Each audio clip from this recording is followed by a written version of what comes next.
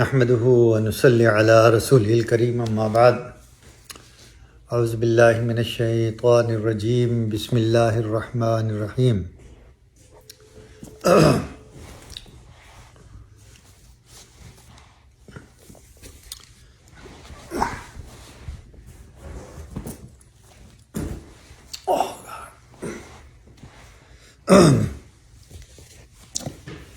اخلاق کے بارے میں یہ آیت نمبر 86 جو ہے سورہ بقرہ کی، اس کی تفسیر چل رہی ہے کہ اسلام کی اخلاق کی تاریخ، اخلاق کی اس تعلیم کے نیچے اگر اسلامی اخلاق کی تاریخ دیکھی جائے تو عمل کا علم سے سر منہ توافت نظر نہ آئے گا، اور واضح ہوگا کہ اسلام کے بھی وہ پاکیزہ اخلاق اور ان سے پیدا شدہ پاکیزہ اعمال تھے جن کا نمونہ بن کر نبی کریم صلی اللہ علیہ وسلم دنیا میں تشریف لائے۔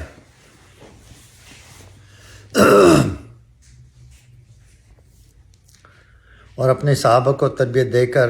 ان اخلاق پر ڈالا جن کی مخفی قوت سے عرب کے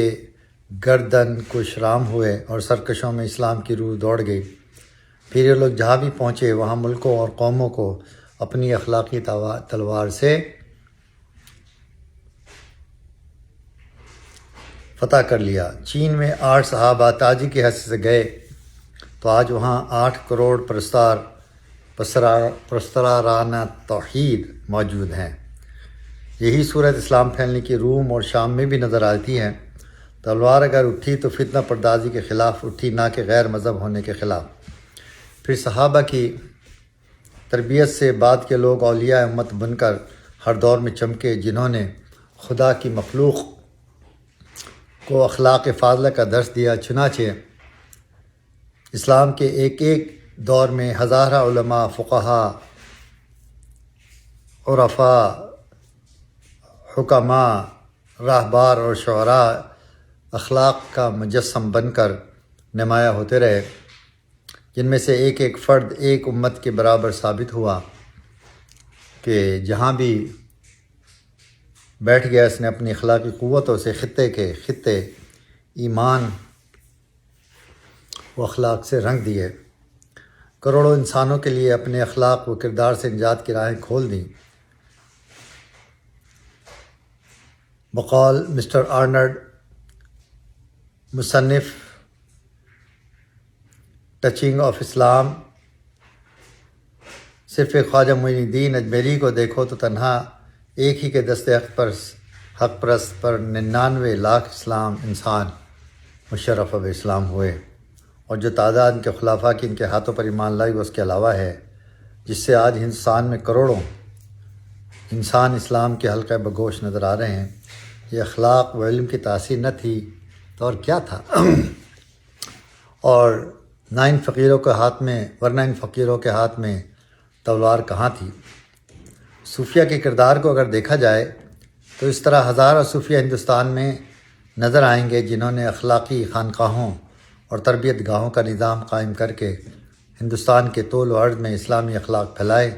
اور لوگوں کو ان اخلاق سے دائرہ اسلام میں داخل کیا۔ اخلاق کے حقائق بھی کھولیں، نہایت جامع اور سہل طریقے بھی بتلائے، ان پر لوگوں کو گرویدہ بھی کیا، جس سے اخلاق نے اسلام میں ایک مستقل فن کی صورت اختیار کر لی، جس کا نام تصوف ہوا، اور اس کے تحت اخلاقیوں کی ایک عظیم جماعت نمایاں ہوئی جس کا نام صوفیہ ہوا۔ کفر اور گناہ اور ایمان و عمل کا اثر۔ کفر کا اثر دوامی اور ابدی ہلاکت ہے، اور مصیبت کا اثر صرف وقتی ہے، سزا ہے، خواہ وہ ہزاروں برس کی بھی ہو۔ اس طرح ایک ایمان کا اثر کھلا اور ایک نیک عملی کا صلہ اثر اور انعام ہے، اور ایمان کا اثر دوامی نجات ہے۔ پس جیسے کسی مطیع و فرمانبردار کو جو اپنا ہے اس کی بدی اپنائی سے نہیں نکال سکتی، ہاں وقتی سزا بھگتوا سکتی ہے۔ یہ سمجھ لیجئے کہ ایک قانون کو نہ ماننا ایک ہے اور خلاف قانون کوئی حرکت کر گزرنا، ان دونوں میں زمین آسمان کا فرق ہے۔ پہلی چیز بغاوت ہے اور دوسری چیز معاشیت ہے۔ یہ ایسا ہی ہے جیسا کہ ایک بادشاہ اپنی رعایا سے یہ کہے کہ دیکھو اگر تم بغاوت نہیں کرتے ہو تو کیسے ہی جرم کرو رعایا ہونے سے نہیں نکل سکتے، اور حکومت نے جتنے بھی حقوق ملک کے باشندوں کو دیے ہیں وہ سب تمہیں حاصل ہوں گے، تمہاری زمین جائیداد باغ وغیرہ سب تمہارے رہیں گے۔ تو کیا اس کا مطلب یہ ہوگا کہ تم کو جرائم کی اجازت دی جاتی ہے، یا یہ ہوگا کہ تمہیں رعایا باقی رہنے کی تدبیر بتلائی جاتی ہے؟ یہود و نصارہ کا وسارتی مزاج یہ بیان کیا جا رہا ہے، کسی کلام کے الفاظ کو باقی رکھ کر اس کے معنی کو یکسر الٹ دیا جائے، جو یہود و نصارہ کا پشتینی مزاج ہے، جس کے تحت انہوں نے اپنی آسمانی کتابوں کو بھی محرف کیا اور حسد و عناد سے دوسری کتابوں کے لیے بھی وہی چال چلنا چاہتے ہیں جو خود چل رہے ہیں۔ یحرفون الکلمہ عن مواضعہ ونسوا حظا مما ذکروا بہ، اور لوگ کلام کو اس کے مواقع سے بدلتے ہیں، اور وہ لوگ جو کچھ ان کو نصیحت کی گئی تھی اس میں سے ایک بڑا حصہ فوت کر بیٹھے۔ مقصد غالباً یہ اعتراض پیدا کرنا ہے کہ اسلام تلوار کے زور سے پھیلایا، اگر کوئی پارٹی بغاوت اور فتنہ پردازی کا رخ اختیار کر لیتی ہے تو اسے قوت سے دبا دیا جاتا ہے، کوئی بھی بے انصافی یا ظلم نہیں کہتا۔ اشاعت اسلام کا طریقہ، اسی طرح دین اسلام نے بھی اپنے تبلیغی نظام میں یہی فطری روش اختیار کی کہ اسلام کو ایک بین الاقوامی دین بتلا کر پوری دنیا میں اس کی تبلیغ کا ایک منظم سلسلہ قائم کیا۔ پھر جس نے بھی اس کے خطاب پر حجت کا مطالبہ کیا تو اس نے عقلی اور نقلی حجتیں پیش کر کے مطمئن کیا گیا، یا جس نے اس پر تنقید اور نکتہ چینی کا راستہ اختیار کر کے اس کے اصول و فروع کی تحقیق چاہی تو اسے دلائل و براہین سے تحقیق کی بات بتلائی اور شبہات کے جوابات دیے گئے۔ جگہ جگہ قرآن نے بھی یہی کہا ہے کہ یہ کتاب قرآن اسی لیے اتاری گئی ہے کہ لوگ تدبر اور تحقیق کا راستہ اختیار کریں، عقل و فکر سے بات کو سوچیں اور سمجھ کر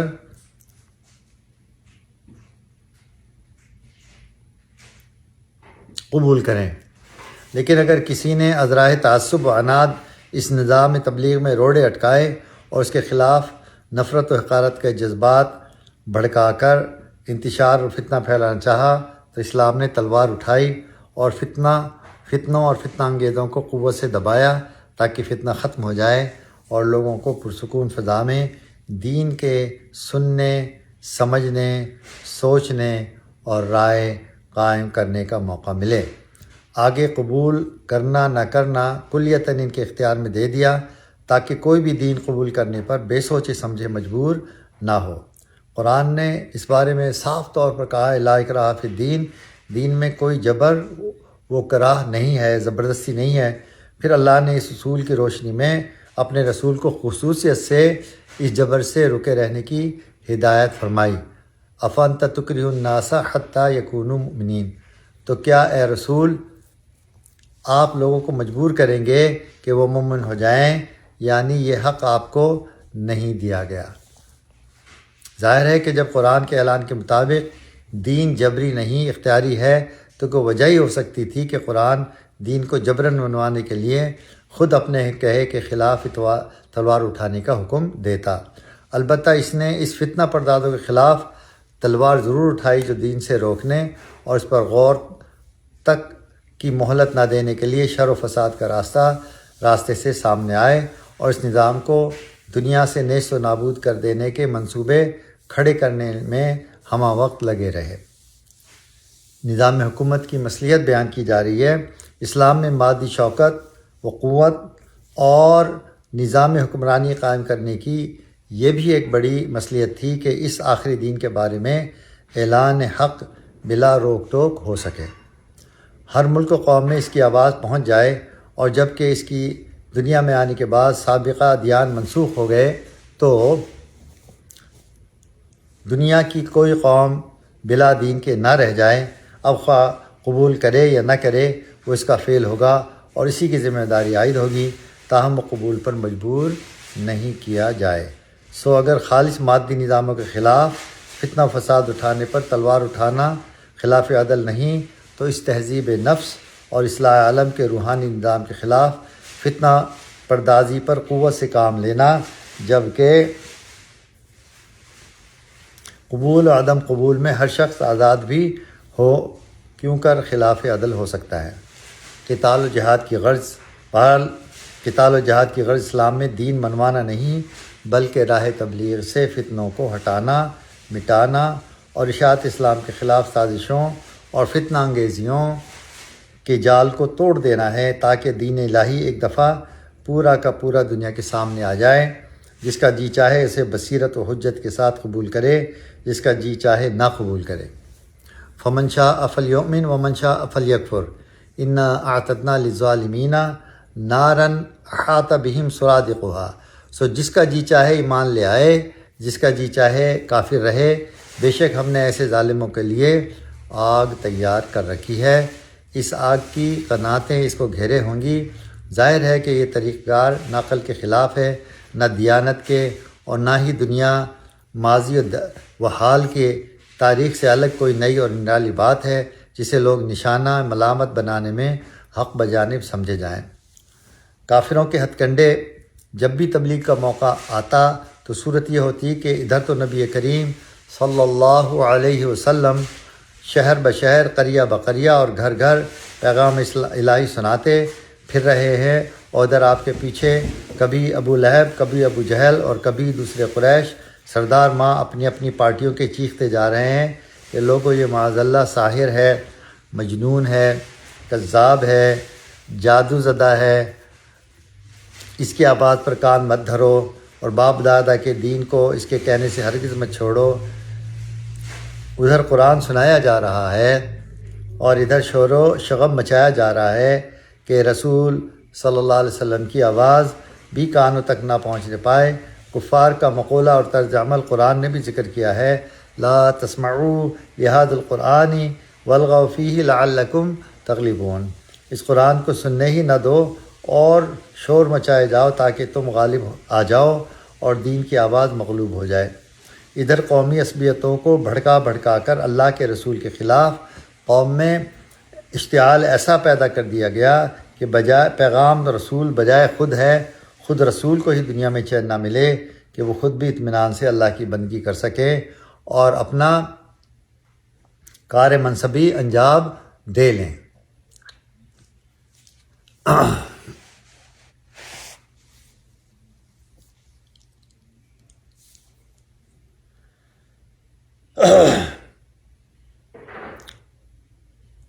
چنانچہ کوئی ایذا رسانی ایسی باقی نہ رہی جو آپ کے خلاف روا نہ رکھی گئی ہو، اور کوئی بھی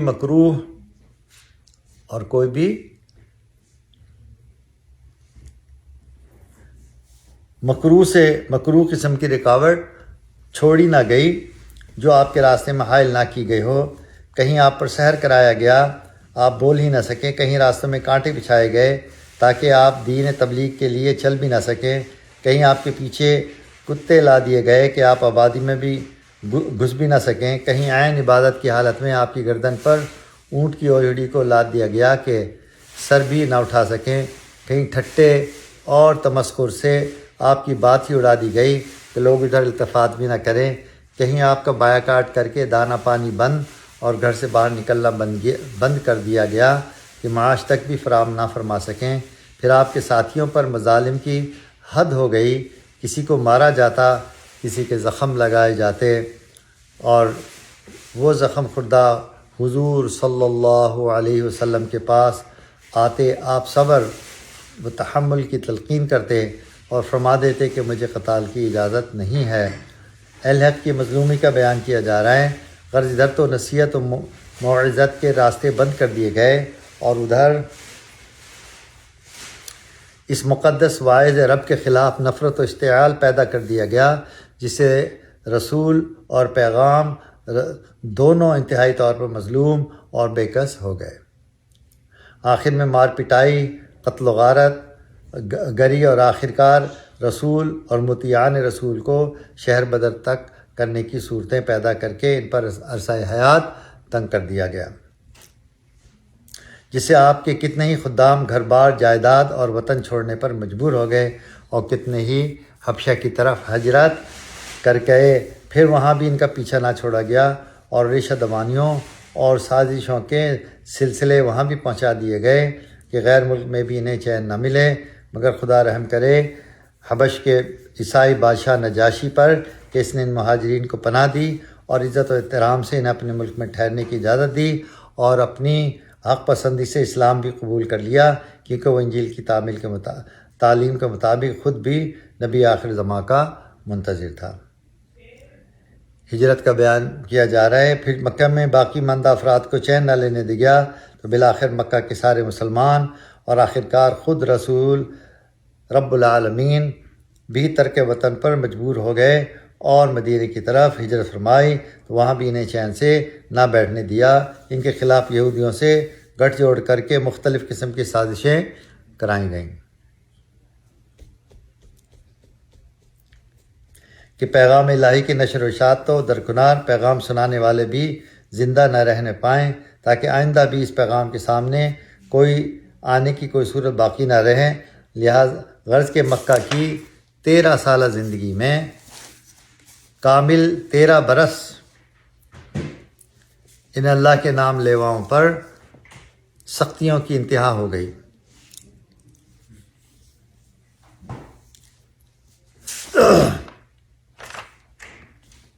آخرکار جب پانی سر سے گزر گیا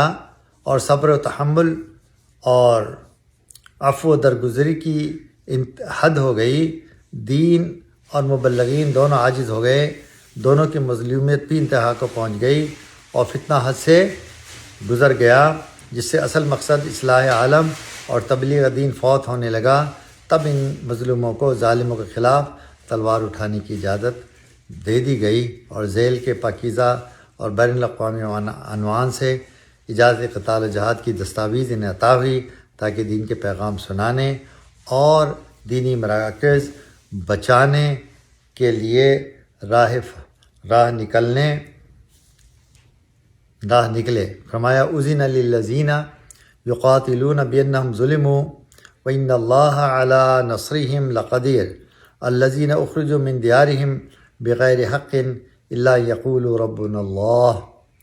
ولولا دفع اللہ الناس بعضهم ببعض لہدمت صوامع وبیع وصلوات ومساجد یذکر فیہا اسم اللہ کثیرا وَلَيَنْصُرَنَّ اللَّهُ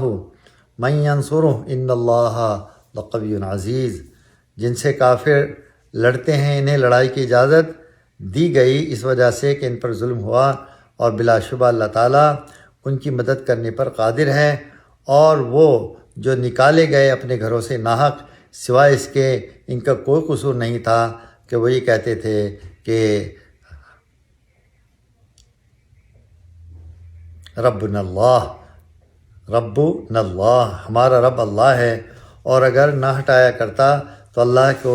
ایک سے تو وہ اپنے زمانے میں خلوت خانہ اور مدرسہ اور عبادت خانہ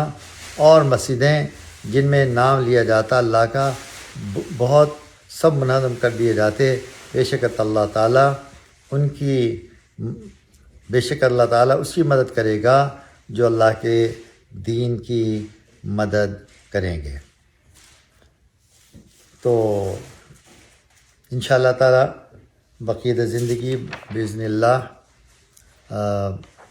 اگلی محفل پیر کو ہوگی، آج جمعہ کی رات ہے، جمعرات ہے۔ انشاءاللہ تعالیٰ اللہ تعالیٰ سے دعا ہے کہ اللہ تعالیٰ ہمیں عمل کرنے کی، قرآن کو پڑھنے کی، اس کو سمجھنے کی توفیق عطا فرمائیں۔ وآخر دعوانا الحمد للہ رب العالمین۔ السلام علیکم ورحمۃ اللہ وبرکاتہ۔